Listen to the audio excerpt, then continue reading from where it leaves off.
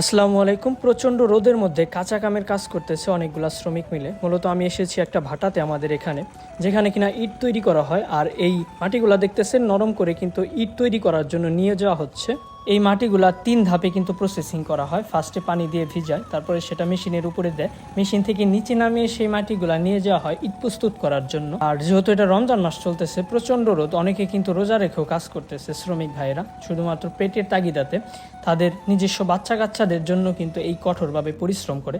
তারা কিন্তু ন্যায্য মূল্য পায় না এখান থেকে, যতটা আশাবাদী তারা ততটা পাচ্ছে না। আর বাংলাদেশের প্রতিটা ভাটাতেই পুরুষের সাথে মহিলারাও কাজ করে, খুব কঠোরভাবে পরিশ্রম করতেছে এই প্রচণ্ড রোদের মধ্যে, যেটা কিনা আপনি 1 ঘন্টা বা 2 ঘন্টা কাজ করতে পারবো না এই প্রচণ্ড রোদের মধ্যে। কিন্তু তারা কিন্তু সকাল থেকে কাজ করে যাচ্ছে।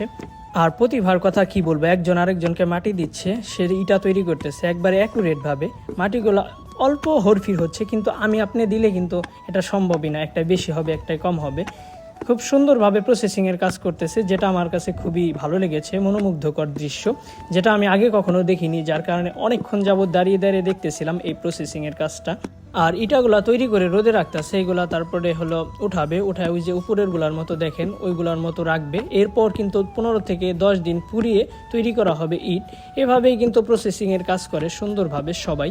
এখানে অনেক অনেক শ্রমিক কাজ করে প্রতিনিয়ত। একদিন সম্পূর্ণ ভাটার কাজ দেখানোর চেষ্টা করব ভিডিওর মাধ্যমে, তাই ভিডিওটা লাইক, কমেন্ট অ্যান্ড শেয়ার করে পাশে থাকবেন। ধন্যবাদ সবাইকে।